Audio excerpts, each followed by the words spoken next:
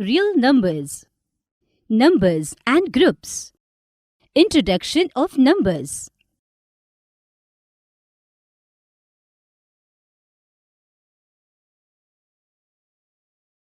In your earlier classes, you have learned about the number line and how to represent various types of numbers on it. In this lesson, student, let us learn some more methods. Just imagine, you start from 0 and go on walking along this number line in the positive direction. As far as your eyes can see, there are numbers, numbers and numbers. Now suppose, you start walking along the number line and pick up 1, 2, 3, 4 and put it to your bag. Now your bag contains infinitely many natural numbers and we denote this collection as n. Now turn back, walk and pick up 0 and put it into the bag. Now this collection is collection of whole numbers and denoted by W. Now start collecting all negative numbers and put it in the bag. So this collection becomes integers and it is denoted by Z. Are there some numbers still left on the line? Yes, there are. -1/3, 1/2, 1/4. If you put all such numbers into the bag, it will be the collection of rational numbers and denoted by Q. Rational numbers. A number R is called a rational number if it can be written in the form of P by Q, where P and Q are integers and Q is not equal to 0. For example, -12 can be written as -12/1. Here, P is equal to -12 and Q is equal to 1. Therefore, -12 is rational number. The rational numbers also include the natural numbers, whole numbers and integers. Irrational numbers. A number S is called irrational number if it cannot be written in the form of P by Q, where P and Q are integers and Q is not equal to 0.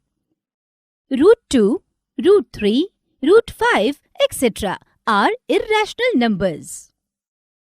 Now, if you put all the irrational number into the bag, what will there on the number line? Nothing. Therefore, all the rational and irrational numbers together form the collection of real numbers and they are denoted by R. So, we can say that every real number is represented by a unique point on the number line or vice versa. That is why we call the number line as real number line. Properties of rational numbers. Properties of addition of rational numbers. Suppose A, B and C are any rational numbers. Now we keep in mind that the value of A is 1, value of B is 2 and value of C is 3 and learn following properties. A plus B is equal to B plus A. This is commutative property for addition. A plus B plus C is equal to A plus B plus C. This is commutative property for addition. A plus 0 is equal to 0 plus A is equal to A. Additive identity. A plus minus A is equal to 0. Additive inverse. Properties of multiplication of rational numbers. A into B is equal to B into A.